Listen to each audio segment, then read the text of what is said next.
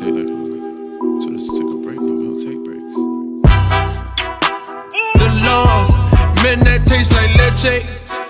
I'm a god, you better not disrespect me. Who I am, I stand where I stand. God told me, I am who I am.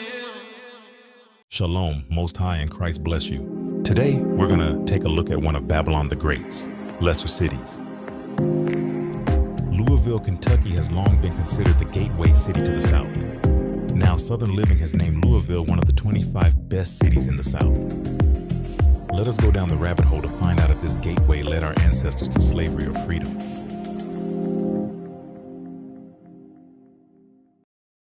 Our first stop is in Portland, a neighborhood in West Louisville known for having a population of lower-class Edomites. This museum may hold some dark truths that our people have forgotten.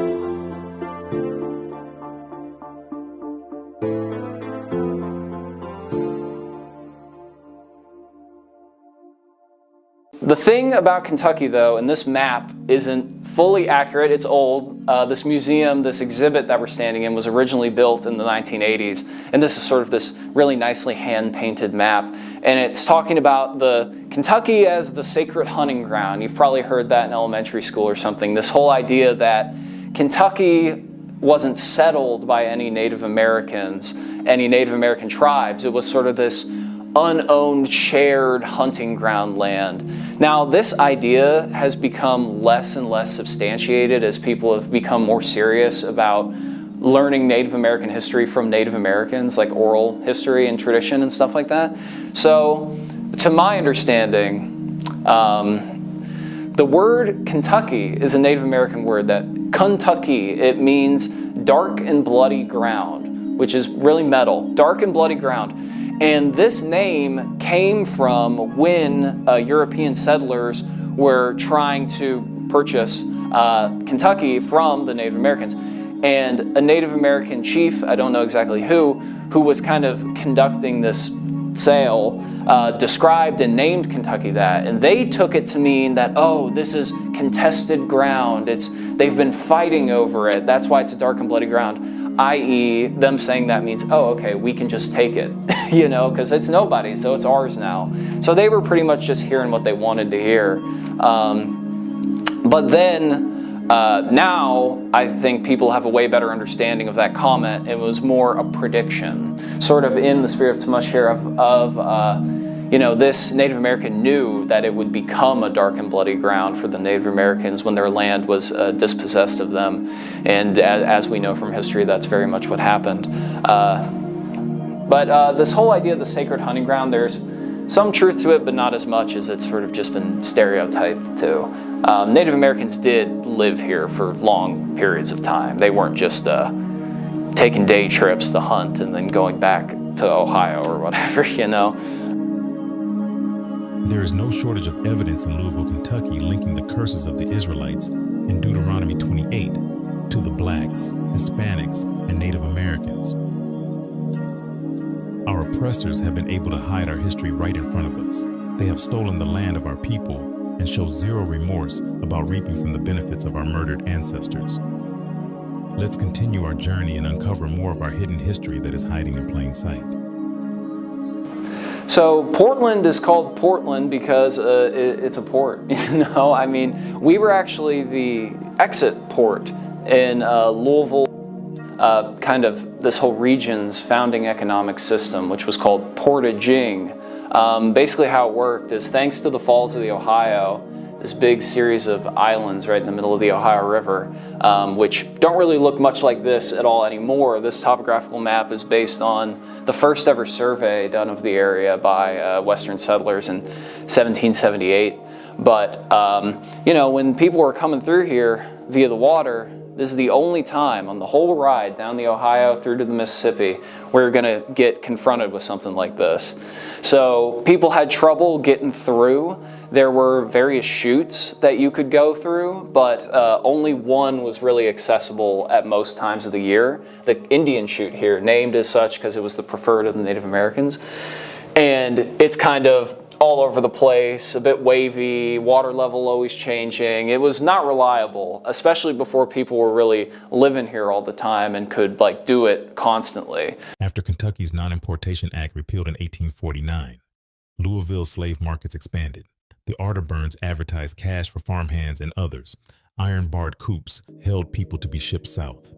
Chained, they marched up Main Street to board boats in nearby Portland.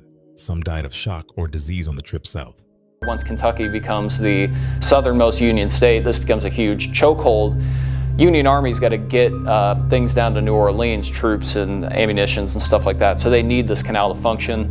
The Army Corps of Engineers comes in and they take over. They turn it into the lock and dam system that is today. Another cool thing to check out, Lannon Park right down the street. You can just walk right along the canal. It's pretty cool.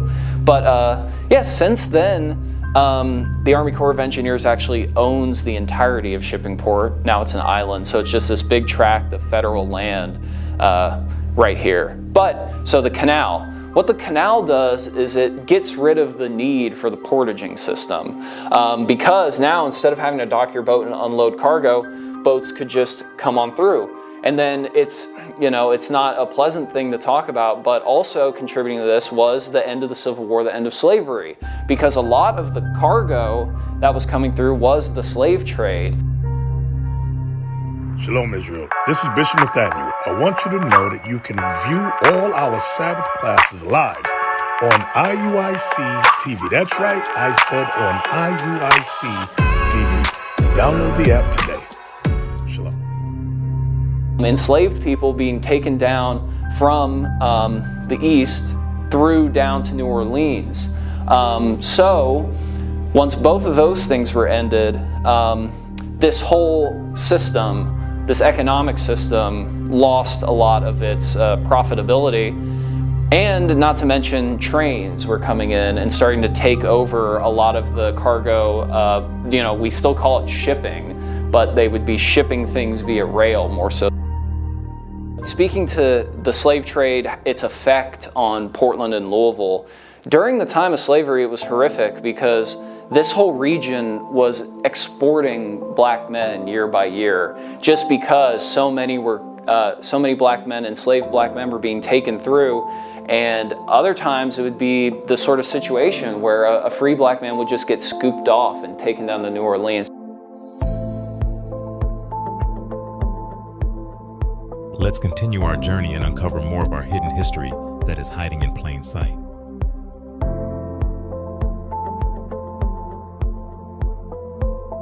Fugitive slaves once stood on the banks of the Ohio River in Kentucky, gazing across its waters at the Indiana coastline and realizing that freedom was within a mile. Some jumped in and swam across. Some waited patiently or fearfully for conductors of the Underground Railroad to signal when it was safe to cross. Some never made it at all.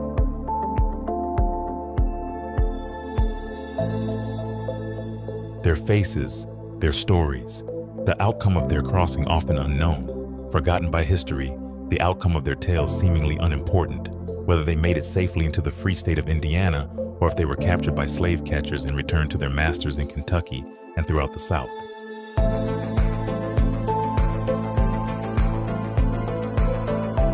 Today, somewhere beneath the modernized Ohio River Riverwalk in downtown Louisville, footprints of the unknown lay buried beneath centuries of industrialized change.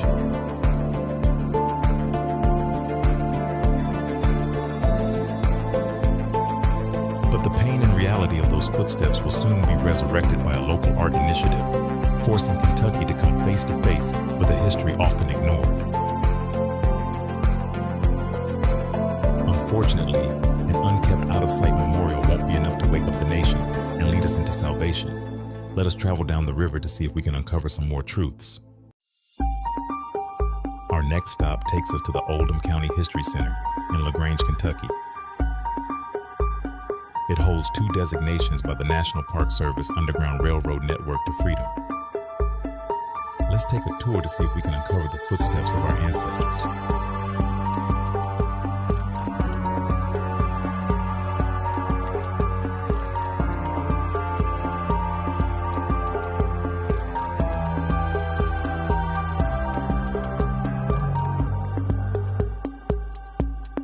So this is the Mount Parlor, so named because the family that had this house constructed and first lived in it was the Mount family, James and Amanda Mount. Now, James Mount was the town of LaGrange's jailer, and as the town jailer, one of his duties alongside holding regular common criminals was if a slave ran off and was recaptured, they would be brought to him, the jailer, and it was James Mount's job to hold them until the slave owner could come forward to reclaim them. And this is Henry Clay. Now, Henry Clay is a very famous, very influential statesman from Kentucky. And the reason we actually have this oil portrait of him here is because he was friends with James Mount, the jailer who lived here, and we know of at least 2 separate occasions where they met in this very parlor room and spoke with one another. They thought to themselves, you know, we make all this money doing this, we've spent all this money to acquire these slaves, and we're just not going to give them up. Well, as time goes on in the United States, you know, the pressure keeps building, the abolitionists, they're getting louder, and eventually, of course, the American Civil War breaks out. They needed permission before they could join the army. In practice, no Union Army recruiter ever looked very hard at the signature, you know. It was like, hey, you want to join the army, you're in.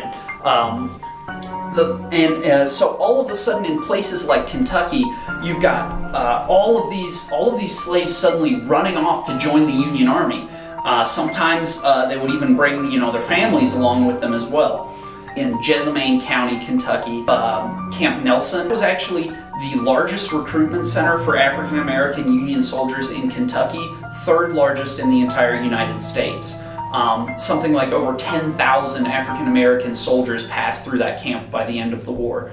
The thing is that everyone knew where the slaves were going. They knew that they were running off to join the Union Army. They knew where to find them. And so slave owners were furious about this, right? So not even them joining the army was enough to stop slaveholders from trying to reclaim them. The thing is, the camp commander of Camp Nelson at first, he resented the fact that he had to have African American soldiers at his camp. He didn't like them, and when these bounty hunters and slave catchers showed up at the camp, they could just basically walk through the barracks, find the people they were looking for, and essentially kidnap them out of the army, and none of the officers or commanders would do anything to try and stop them. As the story goes on, Kentucky doesn't disappoint in proving to us that we are a cursed people. But there is one question that remains still. How can a location that is obviously a former slave plantation hold an Underground Railroad designation? But we do know for certain that 2 slaves at least ran off from this house during the Civil War. That is actually why this building, this house in particular, is designated as a site on the National Park Service Underground Railroad Tour, is because the National Park Service defines the Underground Railroad as the first point at which a slave begins their journey to freedom. That concludes the main part of the presentation here.